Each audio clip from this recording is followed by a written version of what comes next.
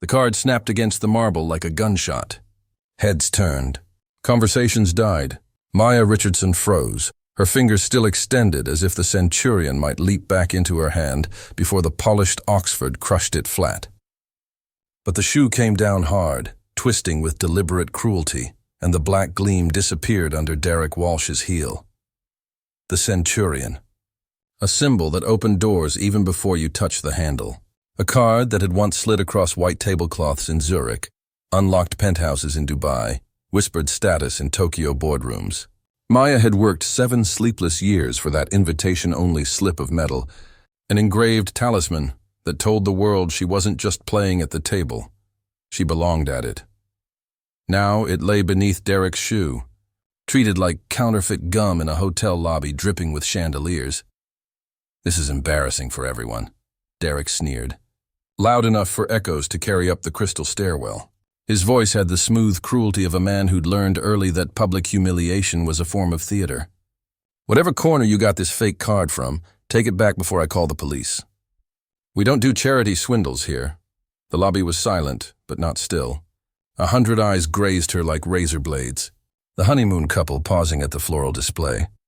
The mid-level banker checking in with his suitcase still tagged Heathrow.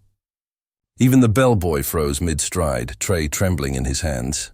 Every single witness leaned in, just enough to hear, just enough to remember. Maya's throat tightened, but she said nothing. Her silence wasn't consent, it was calculation. Years of climbing in rooms where she wasn't expected to survive had taught her the most valuable lesson. Don't flinch in front of the wolves, but inside, she was burning. The centurion wasn't fake. It wasn't stolen. It wasn't charity. It was hers, carved from her own sweat, debt, and ingenuity.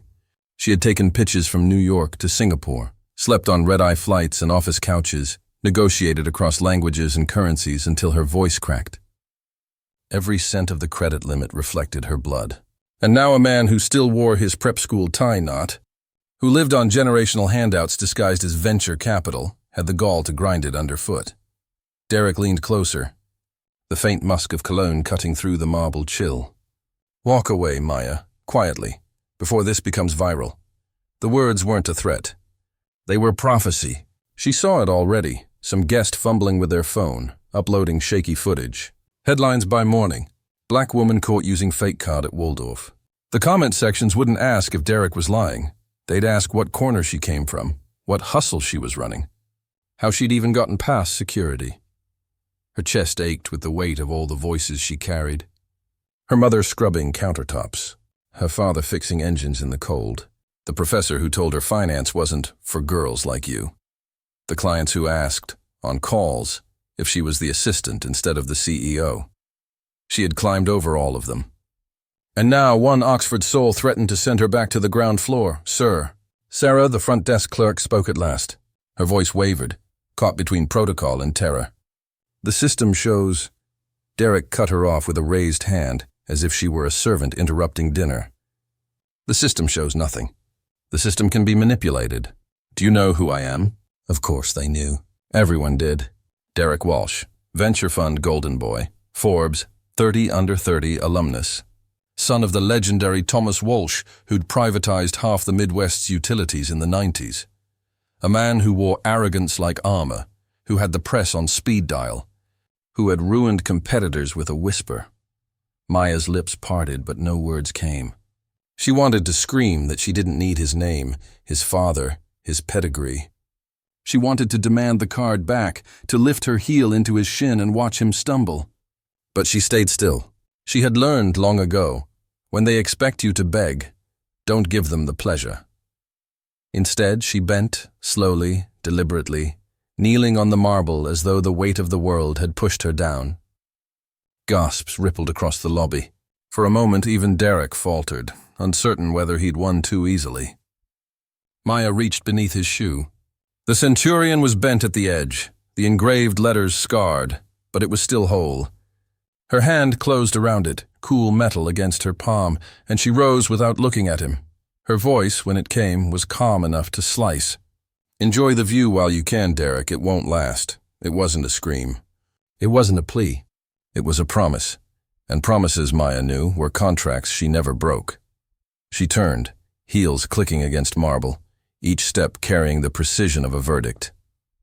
She could feel the whispers trailing her like smoke. She could hear Derek's scoff behind her, the self-satisfied chuckle of a man convinced he had staged the perfect humiliation. But she also felt the weight of something else, a shift, an axis tilting. Maya didn't need the lobby to believe her. She needed time to turn this spectacle into his undoing. By the time she reached the revolving doors, her phone was already buzzing in her clutch. A single notification, anonymous, a number she didn't recognize. But the message burned bright against the screen. They're watching him too. Call me tonight. The cool night air struck her face like a baptism. Outside, the city throbbed with its usual indifference. Taxis swarming like hornets, neon slicing across skyscrapers, the endless hum of money moving through veins of glass and steel. Maya inhaled deeply, steadying the tremor in her chest. Derek thought he'd ended her in that lobby, but he had just given her something rarer than money, rarer than reputation. He had given her a stage, and Maya Richardson, humiliated or not, knew how to turn a stage into a reckoning. The centurion was warm in her fist now, pulsing like a living thing. Bent, scarred, but unbroken, just like her. She slipped it back into her wallet, shoulders squaring against the skyline. War had been declared, and she never lost wars. The revolving doors spun closed behind her, muffling the hotel lobby's whispers. Outside, the Waldorf's facade shimmered in the sodium lights, as immaculate as a cathedral. Maya lingered at the curb, Centurion card still warm in her palm, her phone's glow cutting into the night. They're watching him too. Her pulse kicked. In business, surveillance wasn't paranoia. It was currency. Someone knew Derek's movements, his weaknesses, enough to bait her with the promise of shared prey. But who? The city swirled around her, horns, engines, laughter spilling from rooftop bars. A taxi slowed at the curb. The driver leaned over. You getting in? Maya hesitated. Every instinct screamed to retreat, to regroup, to bury tonight's humiliation beneath a bottle of Barolo and 12 hours of blackout sleep. But the message pinned her in place. Humiliation was temporary. Information was permanent. She slipped into the cab. Lower East Side, Stanton and Orchard. The driver nodded, meter ticking alive. As the city blurred past, Maya's reflection stared back at her from the glass. Sharp cheekbones, eyes still aflame from the lobby's spectacle, shoulders set like armor. She didn't look broken. She looked dangerous. Her phone buzzed again. Same number, don't go home. They'll expect that. Call me when you're ready. Her grip tightened. Whoever this was, they weren't just dangling bait. They were directing her movements. That narrowed the suspects. Insider, rival, or ghost from the past. Maya had a rule for ghosts. Don't chase them unless you're ready to bleed. The cab pulled up in front of Amelie, a bistro she knew well. A neutral ground where deals were made over wine flights and soft jazz. She paid cash, slid out, and let the night air settle her nerves. Inside, the maitre d' recognized her instantly. Ms. Richardson, table for one? Not tonight. She scanned the room. Couples lingered over desserts. A hedge fund trio whispered over espresso. Nobody suspicious. Nobody watching, at least not openly.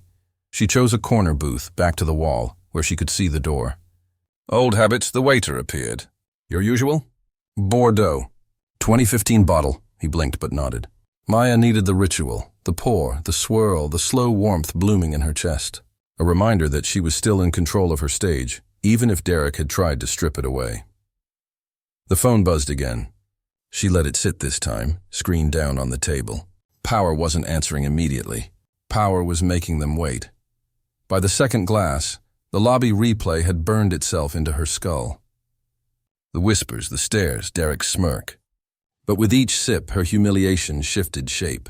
What had felt like ruin began to crystallize into something sharper, colder, a strategy. Derek had handed her the perfect weapon. Public spectacle. If she could control the narrative, spin the story before he did, she could turn his cruelty into his undoing. But first, she needed leverage. The phone buzzed again. She flipped it over. Tonight, rooftop, 11 p.m. Don't be late. Below the text, an address pulsed, 47 Mercer Street. So, not just bait. A rendezvous. Maya exhaled slowly, set her glass down, and smiled. Whoever was pulling these strings, they wanted her angry. They wanted her moving, and maybe that was exactly what she needed. At 10:55 p.m., she stood across from the Mercer building, a 6-story relic wedged between luxury condos. The rooftop access door hung open, a sliver of light cutting across rusted fire escapes. Her heels clicked against the pavement as she crossed the street. Every step was deliberate, though her heart thrummed faster than any trading floor bell. Up 6 flights of stairs, the city opened around her.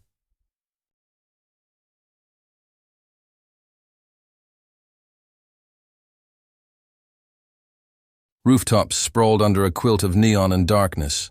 At the center stood a figure, tall, hood pulled low, cigarette ember glowing like a warning light. "You came," the figure said, voice sharp, female. Maya narrowed her eyes. "You've been watching him." The woman exhaled smoke, ember flaring. "I've been watching all of them. Derek just happened to pick you for tonight's show." She stepped closer, light catching her face. Angular, severe, late 30s. Eyes like steel. "Name?" Maya asked. "Call me Serena."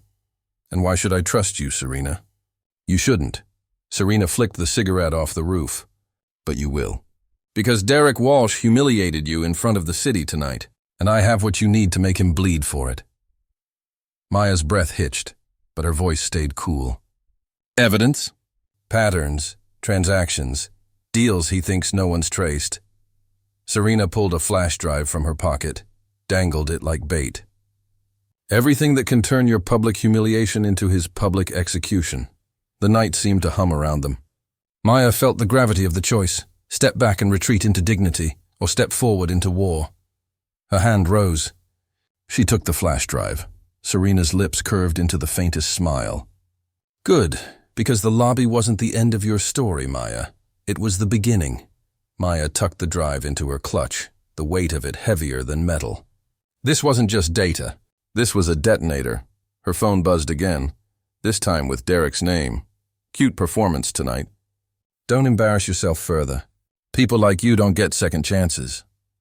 Maya stared at the screen, then typed back with hands steady as steel. "People like me don't need them." She hit send. The war had officially begun. Maya returned to her apartment well past midnight. The city thinned out to silence except for the occasional siren ricocheting between glass towers. Her loft overlooked the East River, floor-to-ceiling windows framing bridges like illuminated arteries. Normally, the skyline steadied her. Tonight it was just noise, a distraction pressing against her chest. She tossed her clutch onto the counter, pulled the flash drive free, and turned it over in her fingers. A sliver of plastic, weightless, yet capable of ending empires. Serena's parting words lingered. "This isn't the end. It's the beginning." The Centurion card lay beside it, bent at the edge, scarred from Derek's heel. She placed the two side by side, a symbol of what had been taken from her, a weapon to take it back. For a long moment, she just stared. Then she crossed to her desk, slid the drive into her laptop, and waited. The screen flickered alive with directories, dozens of them. Each folder was neatly labeled: Walsh Holdings Offshore, Walsh Ventures, Internal Confidential Memoranda. A lifetime of secrets sorted with surgical precision. Maya's pulse hammered. Whoever Serena was, she wasn't bluffing. She clicked one folder. Spreadsheets unrolled across the screen, columns of numbers sprawling into 7, 8, 9 figures. Transfers routed through Luxembourg, the Cayman Islands, Hong Kong. The pattern wasn't just wealth, it was laundering. Derek hadn't just humiliated her with arrogance. He was playing with fire, funding projects off books, funneling money where it couldn't be traced. Another folder. Emails, thousands of them, captured like insects in amber. Derek's voice came through loud and clear, smug, transactional, merciless. One in particular made her blood still. "If Richardson thinks she can sit at this table, let her. I'll break her in public before she learns what the stakes are." The timestamp was 2 days before the Waldorf humiliation. Her stomach twisted. It hadn't been impulse. It had been premeditated theater. Derek had planned her destruction in advance, rehearsed his cruelty like a script. Her hand hovered over the trackpad, trembling with fury. She wanted to forward the email to every journalist in the city, leak the spreadsheets to regulators, light his entire empire on fire with a single keystroke. But she didn't, not yet. War wasn't won in one strike. It was won in campaigns. Derek had chosen spectacle as his weapon. Maya would answer with precision. She copied the files onto an encrypted drive, tucked it into the lining of her clutch, and shut the laptop. Her reflection in the dark glass of the window met her gaze. Her eyes no longer looked humiliated. They looked sharp, alive, dangerous. "You wanted a show," she whispered. "I'll give you one." The next morning, her phone was already alive with notifications. Her name was trending on social media, buried beneath hashtags that made her jaw clench. Card scammer. Fake centurion. Clips from the hotel lobby, grainy but damning, circulated like wildfire. Derek's voice echoed through every video. "This is embarrassing for everyone." The narrative was moving fast. Too fast. Her assistant Chloe called at 7:30 sharp. "Maya, have you seen it?" "I've seen it. They're saying you forged the card. That you scammed your way into the hotel. Clients are calling. Half want reassurance, half want distance." Chloe's voice cracked. "What do we do?" Maya closed her eyes, inhaled, and let the anger cool into strategy. "We do nothing, not yet. Let them choke on the story. Then we feed them something better. But, trust me." Chloe fell silent, but the weight of her worry lingered through the line. By noon, the first calls came. A potential investor withdrew from a pending deal. A boutique firm postponed negotiations. Each polite email was another dagger, each silence another reminder of how fragile power could be. Maya sat at her desk, eyes steady, every nerve screaming at her to fight back. But Serena's drive lay within reach, whispering patience. Evidence was stronger than denial. At 2 p.m. her phone buzzed with an unknown number. She answered. "Enjoying the headlines?" Derek's voice was silk over venom. "Enjoying your 15 minutes?" She shot back. He laughed softly. "You always did think you were sharper than you are. The game's already over, Maya. People believe what they see. They saw you exposed. They'll never see you the same again." Her grip tightened on the phone. "Careful, Derek. The louder you laugh, the more people start listening to the echoes. You won't be around long enough to matter." He hung up. Maya set the phone down carefully, forcing her breath steady. He was wrong. The game wasn't over. It had only begun. That night, she met Serena again, this time in a dim cafe near Union Square. The woman was already seated, black coffee untouched, eyes scanning the room. "You opened it," Serena said. "Yes. And?" "It's enough to bury him." "Bury him isn't enough," Serena replied coldly. "You want to destroy him. That takes more than leaks." "That takes timing," Maya studied her. "Why help me? What do you get out of this?" Serena's mouth curved in something between a smile and a sneer. "Let's just say Derek Walsh isn't my first war. And he won't be my last. Men like him only fall when someone dares to push. Consider me your ally for now." The unease tightened in Maya's chest. Allies in the shadows rarely stayed that way. But for now, Serena was right. "Timing was everything. Then we plan," Maya said. Serena nodded. "We plan." For the next week, Maya moved like a ghost. She smiled through meetings, let rumors swirl, let clients doubt. Behind the mask, she worked every night with Serena, dissecting the files piece by piece. Offshore accounts, shell companies, secret partnerships, each revelation painted Derek not just as arrogant, but criminal. It was more than enough for a scandal. Enough for regulators. Enough for headlines that could choke him. But Maya wasn't ready to drop the bomb. Not yet. Derek had chosen public humiliation as his weapon. She would answer on the same stage, at the same volume. And when she did, the world wouldn't just see him fall. They'd see her rise. By Friday, invitations went out for the annual Walsh Ventures Gala. A glittering showcase of wealth and ego at the Met.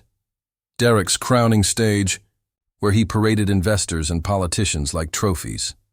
Maya's name wasn't on the guest list. She smiled when she saw it. Perfect. Because if Derek had taught her anything, It was that sometimes the most powerful move was to crash the stage uninvited, and when she did, she wouldn't be holding a Centurion card, she'd be holding the detonator. The night of the Walsh Ventures Gala draped itself over Manhattan like velvet, thick with expectation and power. Black cars streamed down Fifth Avenue toward the Metropolitan Museum of Art, headlights gliding like ribbons of light. Paparazzi crowded the steps, their lenses clicking with the hunger of vultures, each flash preserving a sliver of someone's curated glory. Maya arrived alone. She didn't bother with an invitation. She didn't need one. Her dress was black silk, cut sharp and deliberate, her heels tall enough to command attention, but steady enough to make each step a statement. She carried nothing but her clutch, slim as a blade, the flash drive hidden inside. The guards at the entrance shifted when she approached, but she didn't slow. Her eyes locked on theirs with an authority honed in boardrooms where hesitation was fatal. "Name?" one of them asked. "Richardson." "Maya." The guard frowned, scanning his list. "You're not? Then fix the list," she cut in, voice smooth but lethal. "Because if Walsh wants to keep this circus credible, he'll want me in that room. Unless you'd like to explain to him why you turned away the headline he can't buy." The guard hesitated, radio buzzing at his hip. The other leaned closer, whispered something. The first finally nodded. "Go ahead." Maya didn't smile. She just walked past, her heels striking marble like gavel blows. Inside, the Met was transformed.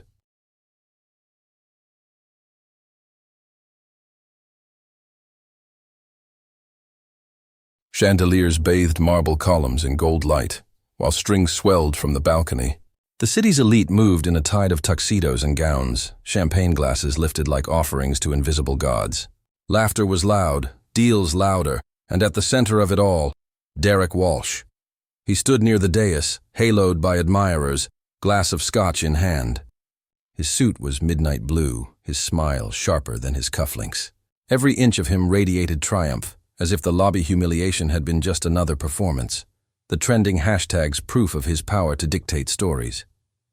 When his eyes met hers, the smile faltered. For one heartbeat, just one, Derek Walsh lost his script. Maya felt it. She savored it.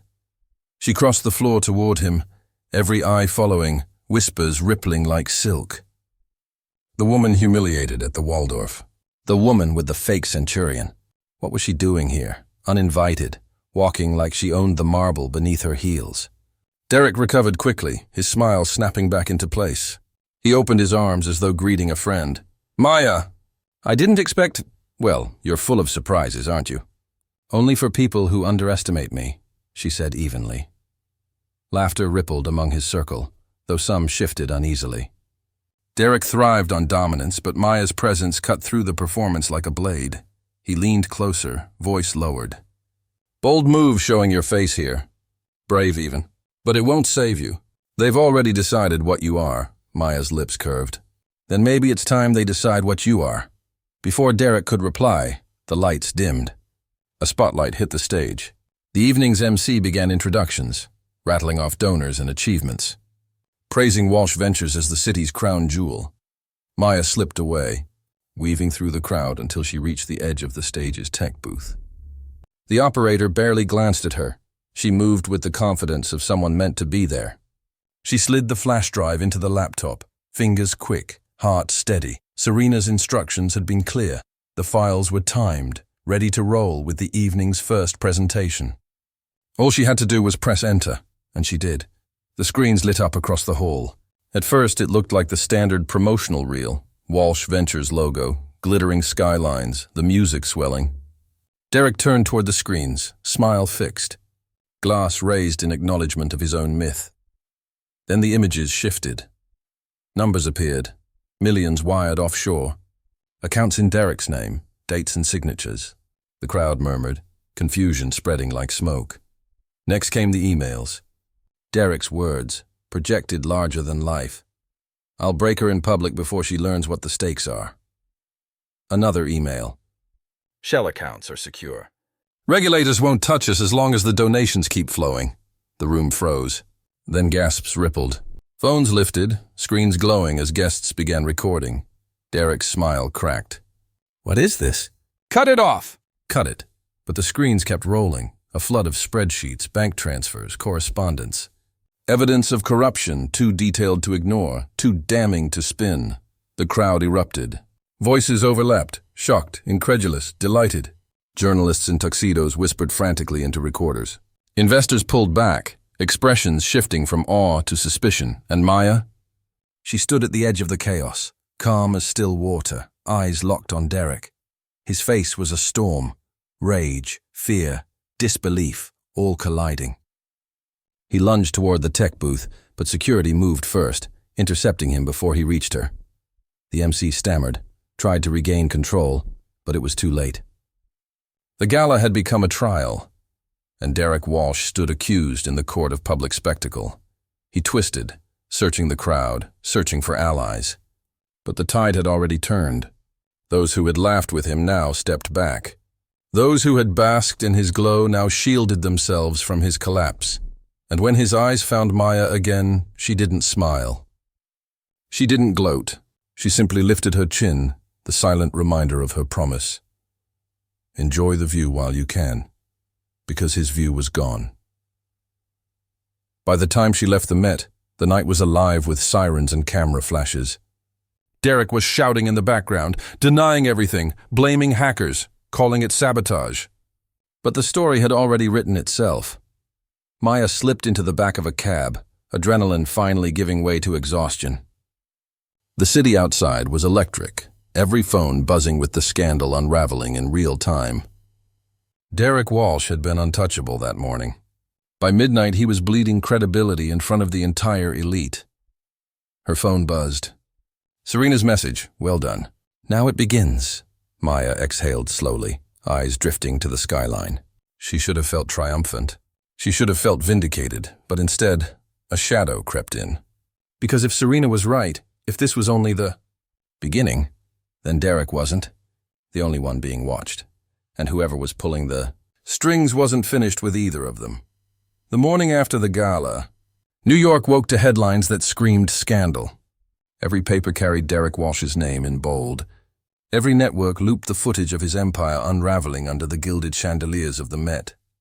Words like fraud, money laundering, and political influence ran in crawls across screens.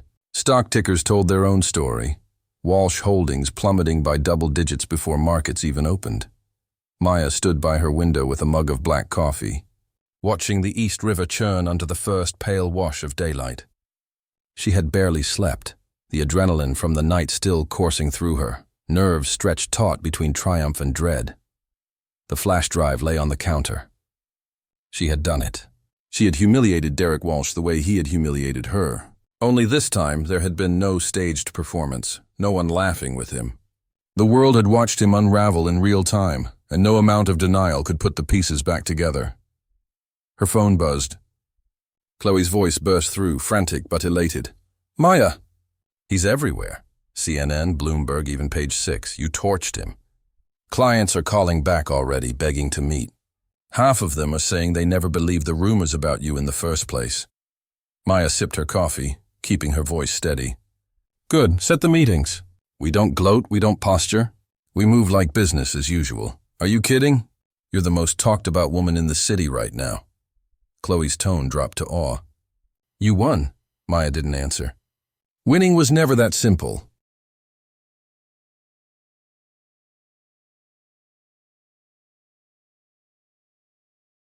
By noon, Walsh Ventures had gone into crisis lockdown.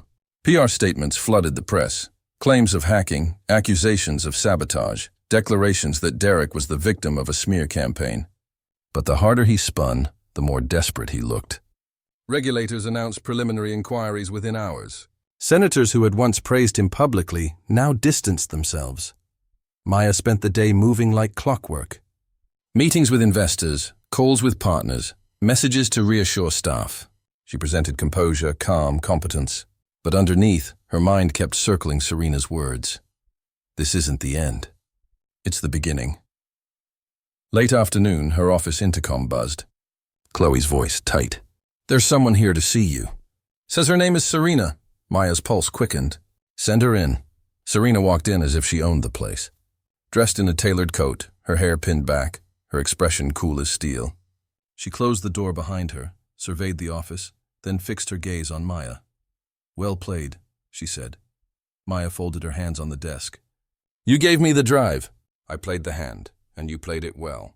Derek's in free fall. He'll spend years clawing at walls that no longer exist. But don't mistake this for victory." Maya's eyes narrowed. "Then what do you call it?"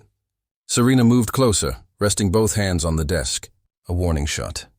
"The people Derek served, the ones who funneled money through him, they don't like their business being aired. He was a vessel, replaceable, and when vessels break, attention shifts to whoever broke them." The words landed heavy. "You're saying I just painted a target on myself." "I'm saying you lit a fire in a room full of gasoline," Serena replied. "And you'd better be ready for the explosion." Maya leaned back, forcing her heartbeat steady. "You knew this would happen." Serena's lips curved slightly. "Of course. That's why I chose you." The next few days blurred into chaos. Derek Walsh was everywhere, shoved into SUVs by lawyers, snarling at cameras, his empire fracturing piece by piece. His allies began disappearing, statements of loyalty replaced by silence. His own board held emergency meetings, whispers of forced resignation thick in the air. But with Derek's collapse came new pressures for Maya. Journalists camped outside her building. Anonymous emails flooded her inbox, some congratulatory, some threatening, some demanding answers about how she had obtained the files. The narrative painted her alternately as a whistleblower, a genius tactician, or a vengeful schemer, and then the first anonymous note arrived. It was slipped under her office door one evening. Scrawled in block letters, "You think you hurt Derek. You hurt us. We know where you live." Her hand trembled as she held the paper. For the first time since the gala, fear pierced through the armor of her composure. This wasn't Derek lashing out in desperation. This was something bigger, something faceless. She locked the note in her desk drawer, told no one, and went back to work. The following week, she was invited to speak at a private summit of investors and executives. The invitation surprised her. 2 weeks earlier, she had been radioactive. Now, she was a symbol of resilience, proof that one could rise from humiliation to triumph in a city built on spectacle. She accepted. She couldn't afford not to. The summit was held in a glass tower overlooking Central Park, its conference hall lined with men in dark suits and women in jewel-toned dresses. The air smelled of wealth and risk. Maya stepped onto the stage, aware of the dozens of eyes fixed on her. She spoke about integrity, about vision, about weathering storms with strategy rather than panic. She didn't mention Derek's name once. She didn't need to. When she finished, the applause was genuine. Investors approached her afterward, hands outstretched, smiles wide. Deals were proposed, partnerships offered. She moved through the crowd with practiced grace, feeling the tide shift back in her favor. But as she left the hall, Serena appeared in the corridor. Leaning against a pillar, "You're becoming a star," Serena said. Maya exhaled, tension spiking. "You're following me." "I'm watching," Serena corrected. "And so are they." "Who exactly are they?" Maya demanded. Serena's gaze sharpened. "The ones Derek served.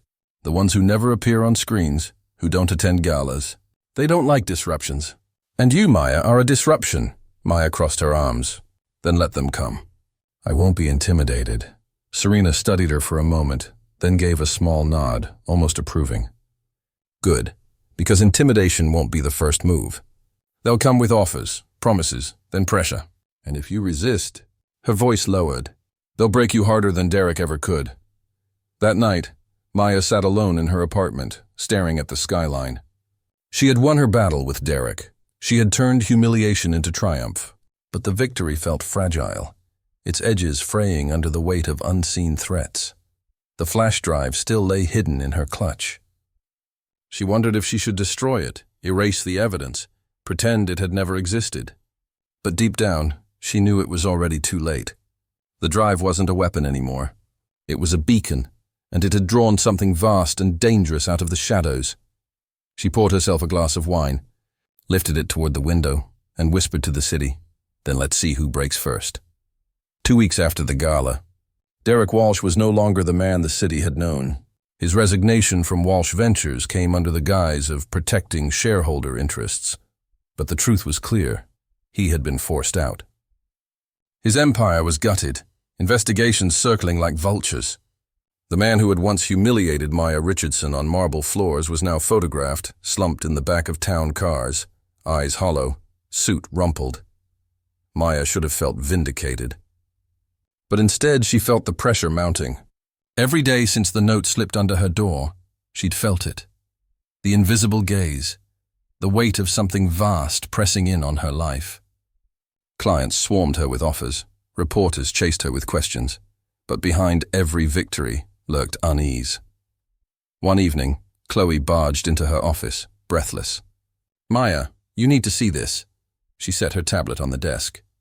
A news article blazed across the screen. Whistleblower or conspirator? Questions rise over Maya Richardson's role in Walsh collapse. The article painted her as more than an opportunist. It hinted at complicity, suggesting that perhaps she had been part of Derek's operations before turning on him. It cited anonymous sources, whispered rumors, shadowy innuendo. Maya felt her stomach twist. "This is coordinated," Chloe nodded, eyes wide. Who would? Maya already knew. Not Derek. He was finished. This was bigger. That night, another note appeared under her door. "Neat block letters again. Step into the light or be swallowed by the dark. We don't offer warnings twice." She read it 3 times, the meaning sharpening each time. It wasn't just a threat. It was an invitation. The invitation came formally the next day. A plain envelope delivered by hand, with only a time and an address. A private townhouse on the Upper East Side. No name. No explanation. Maya considered ignoring it. But she knew better. Whoever they were, they wouldn't be ignored. When she arrived that evening, the townhouse loomed quiet and immaculate, its windows glowing soft gold. A man in a tailored suit opened the door without introduction and led her inside.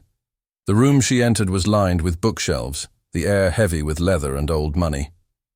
3 people sat around a polished table, 2 men, 1 woman, all older, all dressed with understated precision. They looked at her not as an equal, but as something to be measured, assessed. The woman spoke first. "Ms. Richardson, you've made quite an impression." Maya stayed standing. "I don't recall asking for your attention." The older man to the right smiled faintly. "Attention isn't requested. It's earned. You disrupted a network that spans far beyond Derek Walsh. That makes you relevant." Maya's pulse quickened, but she kept her expression neutral. "If you're here to threaten me, you're wasting your time."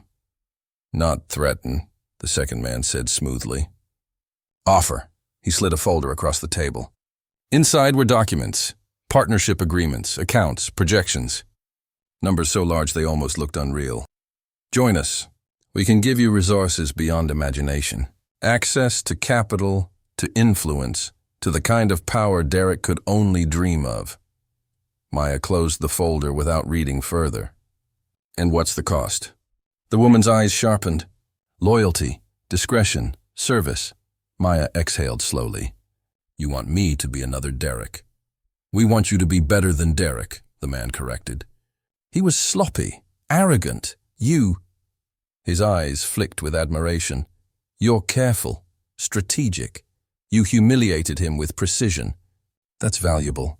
Maya stepped back from the table. "I didn't destroy Derek for a promotion. I did it because men like him believe they can crush people without consequence, and I won't become the very thing I fought." For the first time, silence fell across the table. The woman tilted her head, studying Maya as though she were a puzzle. "You're bold. That's admirable. But understand this. If you refuse us, you won't just face ruin. You'll face erasure." Maya met her gaze, steady. "Then try." The man closest to her smiled again, thin and cold. "We will be watching, Ms. Richardson. Always." She turned and walked out, the weight of their eyes on her back. Days turned into weeks. The pressure mounted. Rumors multiplied. Articles questioning her credibility. Whispers of her involvement in Derek's schemes. A minor tax audit turned into a full-blown investigation.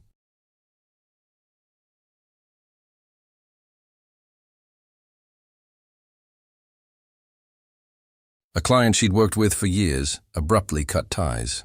Each blow was calculated, precise. designed not to destroy her all at once, but to bleed her dry.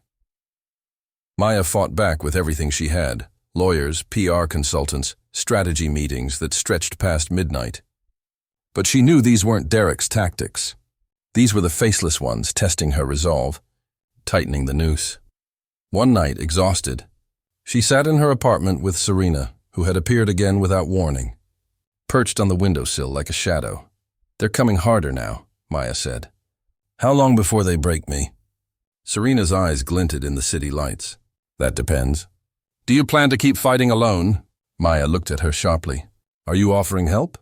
"I'm offering truth," Serena said. "They don't expect defiance. They expect surrender. The only way to win isn't to play their game. It's to build your own." Maya stared out at the skyline, the city sprawling like a chessboard. She thought of the humiliation at the Waldorf, the gala, the townhouse. Every move had brought her here, to the edge of something larger than herself. "What do you suggest?" she asked finally. Serena smiled faintly. "That you stop being their target, and start being their threat." In the months that followed, Maya did just that. She built alliances carefully, not with the powerful who already danced in the shadows, but with those pushed aside by them, smaller firms, overlooked innovators, ambitious investors, hungry for a new order. She cultivated trust where the faceless cabal cultivated fear. The press, once weaponized against her, began to shift again. Stories of her resilience spread, stories of her rebuilding in the face of invisible enemies. Rumors persisted, but they no longer defined her. The faceless ones did not disappear. She felt them always, pressing at the edges, testing her defenses. But with each test, she grew stronger. With each attempt to erode her, she adapted. And though Derek Walsh's name faded into a cautionary tale whispered in boardrooms, Maya Richardson's name became something else entirely, synonymous with survival, with strategy, with a refusal to bow. Late one night, standing at her window with the city glittering below, Maya whispered the words she had once spoken to Derek. "Enjoy the view while you can." Because she knew now, the war was bigger than one man, bigger than one empire. But she also knew something else. She wasn't afraid anymore, and she wasn't done. Months later, New York had all but forgotten Derek Walsh. His empire was dismantled, his name a byword for arrogance and collapse. The tabloids moved on to fresher scandals. The investors who once courted him whispered now about how quickly the mighty could fall. But Maya Richardson endured. She had not only survived the firestorm, she had reshaped it. Her firm grew, fueled by those who believed in her refusal to bend. Her story, once humiliation, became legend. The woman who turned disgrace into dominance, who faced down a titan and won. Yet the shadow never lifted completely. Maya still felt their gaze sometimes, the faceless ones, the architects of power who had tried to recruit her, then tried to break her. They lingered at the edges, silent but present. One evening, as the city pulsed below her windows, Maya stood with a glass of wine in hand. The skyline glittered like a crown she had claimed. Her reflection in the glass no longer showed a woman humiliated on marble floors, clutching a bent card. It showed someone tempered by fire, sharpened by pressure, unshakable. Serena's words echoed in her mind. The only way to win isn't to play their game. It's to build your own. And that's what she was doing, brick by brick, alliance by alliance. Not in shadows, not as their servant, but on her own terms. "Enjoy the view while you can," she murmured, to the unseen powers still watching, because Maya Richardson was no longer their target. She was their rival, and the game had only just begun.